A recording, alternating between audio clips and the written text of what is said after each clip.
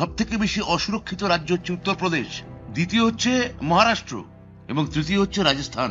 তিনটেই বিজেপি শাসিত রাজ্য। মণিপুর নিয়ে একটা কথা বলছেন না কেন? ব্রিজভূষণ নিয়ে একটা কথা বললেন না কেন? উন্নাও হাতরাস এই নিয়ে চুপ কেন? আপনি বাংলার আইন শৃঙ্খলা সুরক্ষিত করার কথা বলছেন, ভরসা দেওয়ার কথা বলছেন। আমরা ভয়ে কাঁপছি কবে আবার লালকেল্লার সামনে গাড়ি ফাটে, আমরা ভয়ে কাঁপছি কবে আবার সংসদে বিস্ফোরণ হয়। পাহেলগাঁওতে যে পর্যটক বৃন্দ মারা গেলেন, তাদের সুরক্ষা কে দেখবে? কারা কারা তার জন্য ধরা পড়লো তার তালিকা কোথায়? প্রায় 2 লক্ষ কোটি টাকা আপনারা আমাদের আটকে রেখেছেন। মনরেগার মজুরি বন্ধ করে রেখেছেন, গ্রামীণ আবাসনের টাকা আটকে দেওয়া হয়েছে, জল জীবন মিশন প্রকল্পে আমাদের বকেয়া টাকা দেওয়া হয়নি। আর মহারাষ্ট্র টাকা পাচ্ছে, গুজরাট তো পাচ্ছে, উত্তরপ্রদেশ পাচ্ছে। খালি বাংলার বেলায় একটাই কথা না, অনুপ্রবেশকারী। কারণ বাংলা বললে তো তারা করে না, অন্য রাজ্যের লোকেরা রোহিঙ্গা বলে, পুশব্যাক করার কথা বলে, বাংলা বললে থুতু চাটার কথা বলে।